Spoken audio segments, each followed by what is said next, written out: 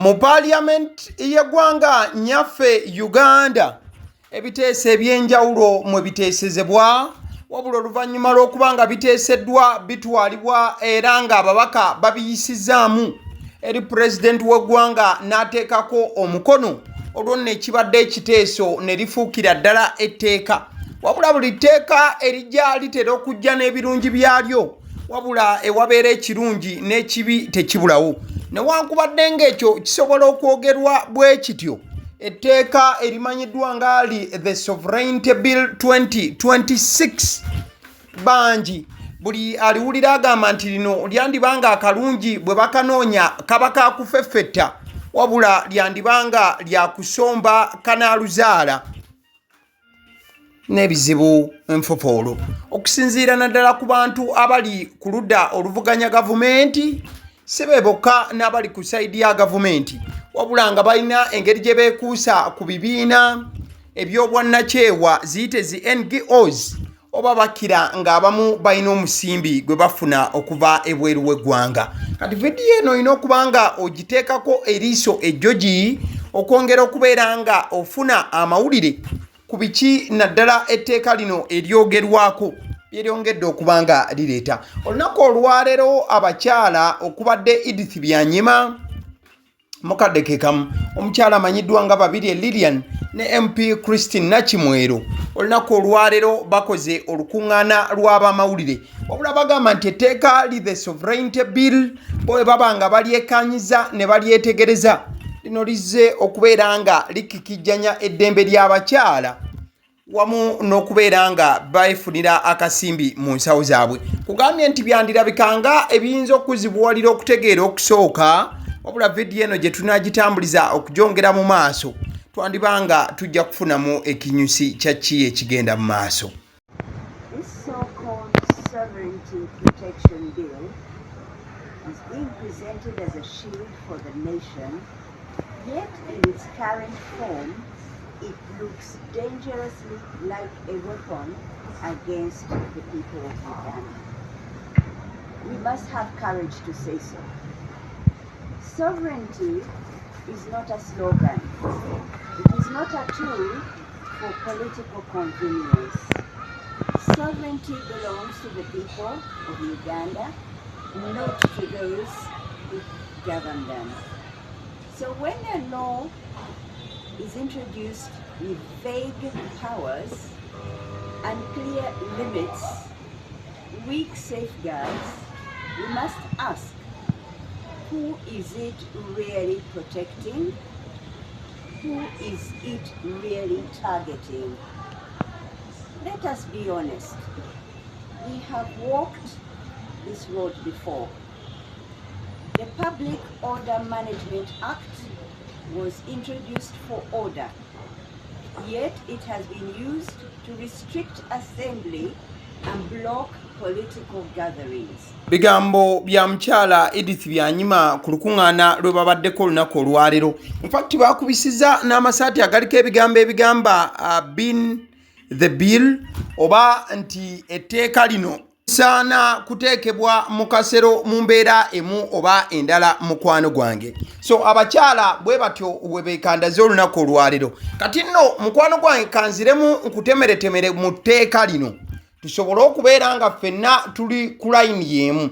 Etteeka erimanyiddwa nga Protection of the Sovereignty Bill 2026 okusookera ddala etteeka lino bali beesinga ku article esookera ddala eya constitution y'eggwanga lya Uganda nga article yegamba nti power belongs to the people oba nti amaanyi gabeera maanyi ga bantu okusinziira ku tteeka lino okusookera ddala. Kati wulira etteeka lino lirimu akawaayiro akayitibwa a foreigner oba muyite omugwira. Okusinziira ku tteeka lino bagamba nti a foreigner is any non-Ugandan, any Ugandan outside the country. Foreign governments, embassies, NGOs, companies, anyone the minister decides to call a foreigner. Okusinziira ku tteeka lino omuntu yenna nga si munnayuganda oyo aba ayitibwa mugwira. Omunnayuganda yenna ng'ali bweru wa ggwanga abeera ayitibwa mugwira oba ekigambo foreigner. Gavumenti yonna ey'ebweru tugeze ng'eye Tanzania, eye Kenya naki, ezo zonna baba abo bayitibwa abagwira. Ne embassies zonna.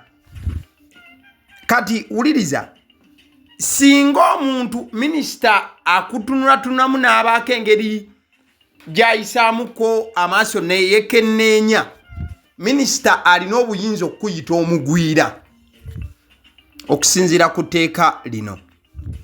Kati wuliriza, era sitiro oyinza okuba tonnalifuna bulungi. Etteeka lino baalitaddewo okubeera nga gavumenti esobola okukendeeza oba okuregulatinga kyekigambo kye nanditegeezezza, wabula okubeera nga erina obuyinza ku nsimbi eziyingira eggwanga. Si buyinza ku nsimbi eziyingira eggwanga lyonna zokka, wabula n'omuwendo gwazo, naani aziweebwa era zigenda kukola ki. Kye kimu ku buwaayiro obuli mu tteeka the sovereignty bill. Era if a person commits an offense, ulira omuntu we wano wasobola okubanga akolera omusango mu tteeka lino. A person commits an offense if they threaten security, cause violence, injury or damage property, take part in riots, demonstrations or disrupt activities, mobilize others to promote the interests of a foreigner. Ulira okusinzira ku tteeka lino, omuntu webazuulira nti okoze emisango we wano, singa okola ekintu kyonna ekireetera security y'eggwanga okubaako engeri gyekosebwa, singa okola violence, singa obaako omuntu gw'okosa oba ebintu by'otataaganya, singa wenyigira mu kwekalakaasa, singa okunga abantu abalala okubaako ekintu kye mukola wabula ng'ekintu ekyo mukikola ku lw'omugwira, foreigner y'oli gwe nakunnyonnyoddeko nti ne waaba munnayuganda nga tali mu ggwanga lya Uganda osobola obeera oyitibwa foreigner okusinziira ku tteeka lino. Wulira, you may fall under the law if you take part in politics for a foreign interest. Singa wenyigira mu byobufuzi wabula ng'obikola ku lwa bantu b'ebweru, bali be bayise ba foreigner oba ku lwa interest z'abantu b'ebweru. Receive or handle money linked to a foreigner. Singa ofuna sente okuva eri omugwira. Represent a foreigner before government. Recruit or organize people for a foreign interest. Singa obaako abantu b'oteekateeka ku lw'ebiruubirirwa by'omugwira oba by'abagwira. Agree to act for a foreigner. Singa obeera mu ggwanga lya Uganda wabula ng'ebikolwa ebimu by'okola obikola ku lw'abagwira. Try to influence government policy. Influence the public to support or oppose government programs. Singa wenyigira mu kubeera nga oyina engeri gy'owakanyaamu emirimu gya gavumenti, tugeze nga UPE, okusoma kwa UPE, USE, ebintu bya PDM, Parish Development Model n'ebigwa mu kkowa eryo. Fund a political party or candidate. Singa oteeka ensimbi mu bannabyabufuzi. If your activity is seen as promoting a foreign interest, it can be a crime. Era singa basanga nga ne ba assessingamuko ne balabanga ebintu by'okola bipromotinga foreign interest, ebyo byonna nga bwe mbikumenyedde mu tteeka eryo bigwamu. Kati wuliriza, emisango singa guba gukusse mu vi, omuntu bw'obanga oli muntu omu bwa kisekinoomu osasula obuwumbi 2, oba okusibwa emyaka 20, oba omulamuzi asobola okusalirawo byonna obikola osasula obuwumbi 2 bakusibe n'emyaka 2. Wabula bw'eba kampuni yakusasula engasi ya buwumbi 4. Lyetteeka lino lye twogerako erimanyiddwa nga the sovereignty bill mukwano gwange. Other offenses. You also commit an offense if you do work or work considered to belong to a government, like policing, defense, public works, while acting for a foreigner. Singa obanga okola emirimu mu gavumenti wabula ne weesiŋŋaana nga ate oyina b'okolagana nabo ba foreigner oba abantu b'ebweru ogwo nagwo muki musango. Develop or promote policy as an agent of a foreigner. Organize meetings using foreign support without cabinet approval. Tisinga okola meetings ez'enjawulo ng'ensimbi z'okozesa wazijje bweru wa ggwanga wabula nga cabinet oba abaminisita tebakikkiriza, egyo gyonna misango giba gikukwata. Influence voters unless you are a candidate cleared by the Electoral Commission of Uganda. Nti singa osangibwa ng'olina engeri gy'okumaakumamu abalonzi wabula nga teweesimbyewo nga toli candidate eyakkirizibwa akakiiko k'ebyokulonda ne bakusanga ng'olina engeri gy'okungamu abalonzi era naawe mu tteeka lino likukwata. Receive money to organize activities seen as interfering with government. Singa ofuna omusimbi ne bakizuula nti omusimbi ogwo ogenda gukozesa kubanga oyina engeri gy'onyiganyigamu ku gavumenti akina gy'opoozinga bintu bwe bityo nga o-interfering oba oyimiriza n'okubako engeri gy'otataganyamu emirimu gya gavumenti, etteeka likukwata. Share information said to harm the economy or cause instability. Namwe abakantu ba YouTube biki singa bakusanga ng'olina amawulire g'ofulumya nga galina engeri gye gakosaamu ebyenfuna by'eggwanga, naawe etteeka lino likukwata. Some activities are only allowed if you get government approval, and that if you have a license, however, you cannot receive more than Uganda shillings 400 million per year. Any extra money can be taken by the state. Nti ebimu ku byo bisobola okukkirizibwa singa gavumenti eba ekukkirya alinze, wabula okusinziira ku tteeka tokkirizibwa kufuna ssente zisukka bukadde 4 omwaka, era singa ofuna ezisingawo awo okusinziira ku tteeka lino gavumenti esobola okuzitwala. Ezo eziba ziyise mu bukadde 4 tugeze n'ofuna akawumbi, gavumenti olukaaga nga ludda wali gwe ng'ofuna 4 nga etteeka bwe liragira. Ensimbi okuva ebweru. Receiving certain funds can be an offense. Such money can be confiscated. Banks must get approval before releasing such funds. Waliwo n'omutemwa gw'ensimbi ogumu nga bw'onaaba ogufuna guba gumenya mateeka, ng'olina at least ofuna clearance okuva mu gavumenti, era nga ne banka okuwa ssente ezo nakyo banka eba emenya mateeka okuggyako nga emaze okufuna clearance okuva mu gavumenti. What does this mean? Money sent from abroad. Ensimbi. Abantu ku tteeka lino batunuulidde nnyo ensimbi eziva ebweru w'eggwanga. Wamu n'ebibiina by'obwannakyewa ebibadde biyimirirangawo ebbanga lyonna ku lw'okuba nti at least bisapootingibwa okuva eri ebibiina eby'obwannakyewa eby'ekigwiro oba ebiva ebweru w'eggwanga. Kwegamba nti ng'ensimbi ezo eziva mu bazungu okubanga ate zijja mu Uganda okuyambako ebibiina by'obwannakyewa. Kati ndowooza nsobola okubanga kati nkubidde tooki entuufu ku kiki kye twogerako wano mukwano gwange. Kati awo tugende mu maaso. Otegedde bulungi etteeka lye tuli mu kwogerako. So omukulu gw'olaba ku screen amanyiddwa nga Isaac Semakadde, mukulu atwala ekitongole atwala Uganda Law Society Radical New Bar side eyo. Nabo nno bavuddeyo nga bannamateeka ne bafulumya ekiwandiiko nga aba Uganda Law Society Radical New Bar still ku tteeka lino, era nga mu byo balina bye batemyetemyemu mwe bagambira nti ddala etteeka lino lyazze kubanga lityoboola butyoboozi ssemateeka wa ggwanga. Bagamba nti cautionary statement, the Anti-Sovereignty Bill signals the overthrow of the 1995 Constitution and Uganda's exit from the democratic order. Lend it to it at your own risk. Bo abatwala oba aba Uganda Law Society bannamateeka bagamba nti etteeka lino bo balitunuulira baliise Anti-Sovereignty Bill, bo bagamba terigenda kukola ekyo kye lyazze kubanga likola, wabula ligenda kubanga likola the opposite. Ne bagamba nti bo we beetegereza etteeka lino lirabikanga lyazze kubanga limenyawo constitution ya 1995 ate ne Uganda okubeera nga demokrasiya yakumusuulira ddala.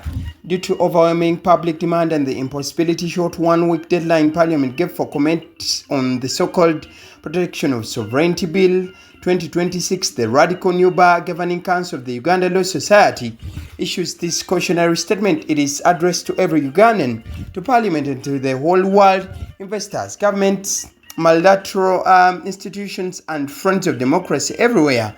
Our full written views will go to Parliament on Friday, 24th April 2026. In fact, bagamba bakuwandika ekiwandiko ekijjudde bakiweereze mu Parliament. Wabula bagamba beewuunya nnyo n'okubeera nti Parliament yawaddeyo just wiiki emu eri bannayuganda okubeera nga boogera ku tteeka lino. We are renaming this bill that what it really is, the Unsovereignty Bill. It does not protect Uganda's sovereignty. Wabagamba nti etteeka lino teryazze kubanga alikuuma obwannagano bw'eggwanga lya Uganda nga bwe lirambika, wabula likola bukozi the opposite. Kati no tubadde tuli awo abakulu abatwala banks mu Uganda oba ekibiina ekitaba zi bank oba bannabank mu ggwanga n'abavuddeyo ne bafulumya ekiwandiiko ekyenjawulo era ekitongole, wabula bano nga beemulugunyiriza gavumenti ne bagigamba nti lino etteeka lyeri mu kuleeta bandimalizanga nabo ababanka mu Uganda bakoseddwa. Bwe ngamba ekitwala ababank mu Uganda ntegeeza banks zonna nazo zirina bode yaazo eyitibwa Uganda Bankers Association.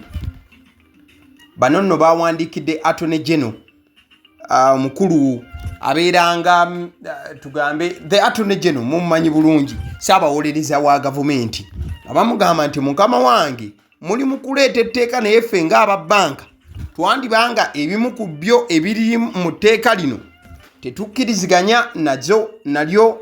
We endorse here with our concerns and recommendations regarding the draft Sovereignty Bill 2026 for your consideration. We further draw your attention to proposals in the bill that work directly against the banking industry's response plan to support government's ATM's strategy for tenfold GDP growth that we share with the Ministry of Finance, Planning and Economic Development, and primarily entails marshalling more capital funding through various sources and instruments over the planned period to significantly expand private sector credit. Still bawandise ne bankaluwa endala nga bagamba nti the Protection of Sovereignty Bill 2026 implications and areas of concern for the banking industry in Uganda. The agent of foreigner definition. The bill defines an agent of a foreigner very broadly to include any person whose activities are directly or indirectly supervised, directed, controlled, financed, or subsidized by a foreigner. This definition is problematic for banks because foreign-owned or part foreign-owned banks could technically fall within this definition since their parent companies are foreign entities that direct, finance, and control them. Correspondent banking relationships, where a Ugandan bank processes transactions on behalf of a foreign bank, could constitute acting as an agent of a foreigner. So kati ababanka za wano nabo mu kuwandika kwawe bagamba bannangi linetteeka bwe weetegereza ne banka za Uganda zigenda kuba automatically zifuuse agent of a foreigner. Olw'ensonga nti nazo bambi banka za wano zifuna set okuva mu banka z'ebweru. Kati zigamba nti kitegeeza etteeka lino ne banka eziri mu Uganda ezikolera mu Uganda zigenda kufuna akaseera akazibu era zigenda kunyigirizibwa nnyo. Ekipapula kyolaba kipapula kya Parliament y'eggwanga nnyaffe Uganda. Mukwano gwange Parliament yafulumiza era ekipapula kino kiriko deadline paka nga 24 April.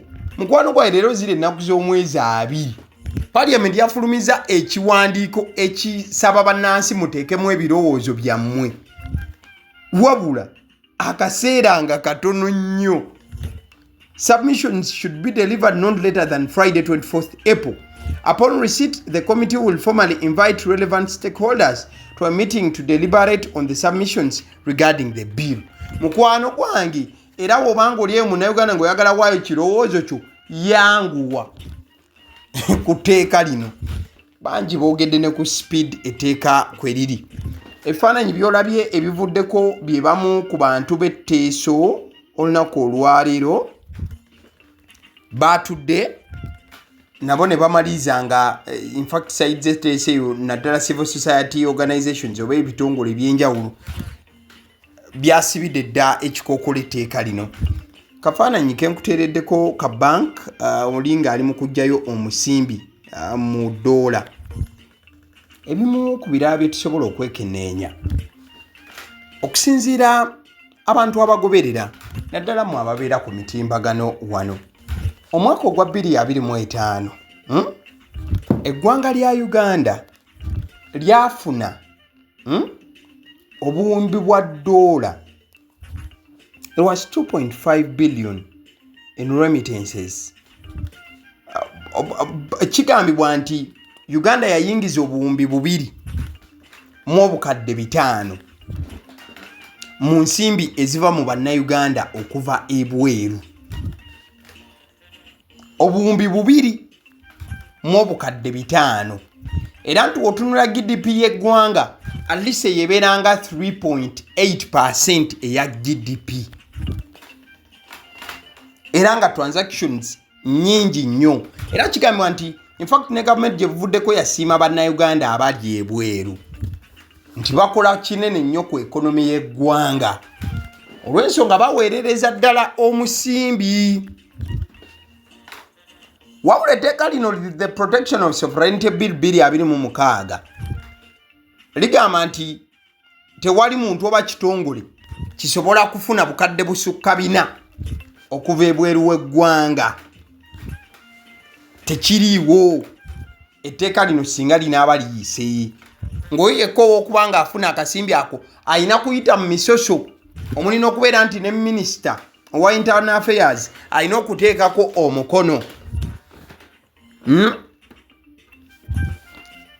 Mbikusomedde ebisooka wali kati kibuuzo zi NGOs oba ebitongole ebyobwannakyewa ebibadde biweerera abaana ebibadde birabirira abaana wano na wali wabula nga bifuna ensimbi okuva ebweru. Jjukira ebitongole by'obwannakyewa biba tebiina we bijja ssente ebiseera ebisinga, ssente ezo ziva bweru.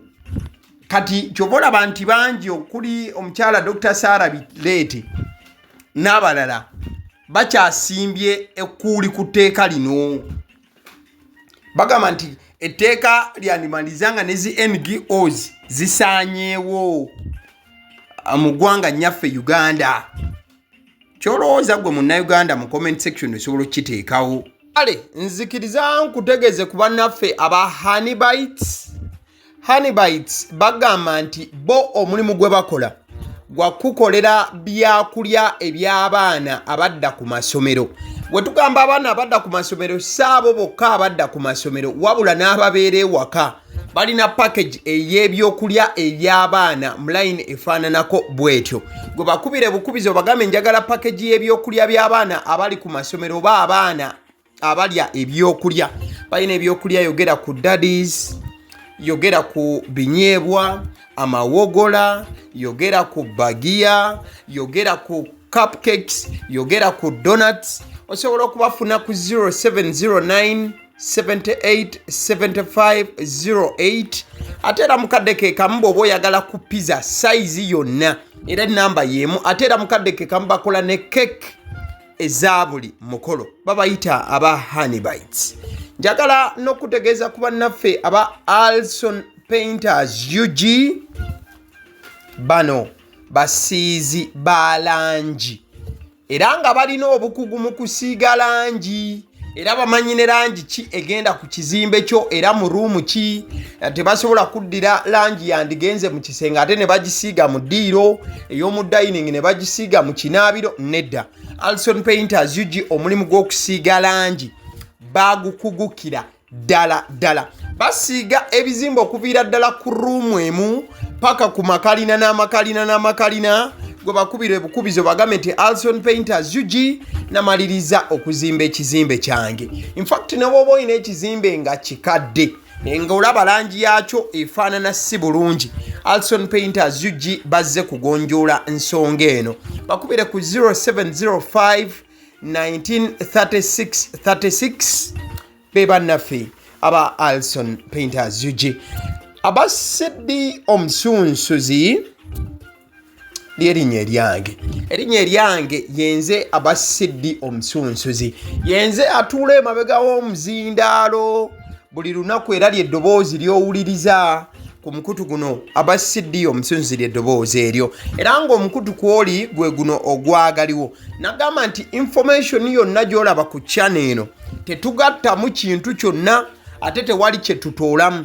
Information nga bw'eba eyingiddewo ffe bwe tugikwata ne tugikuwa. Kati gwe omulabi n'osalawo ki eky'okukozesa information eyo. Kati ky'ogenda okukola mukwano gwange bw'oba omaliriza okulaba vidiyo eno, likinga, commentinga ki ky'olowooza, mukadde ke kamu subscribinga bw'oba nga omukutu guno oli mupya, ate era mukadde ke kamu sharingira mikwano gyo girabe vidiyo eno ate ne videos endala ku mukutu guno. Agaliwo YouTube channel, mwebale kutulaba.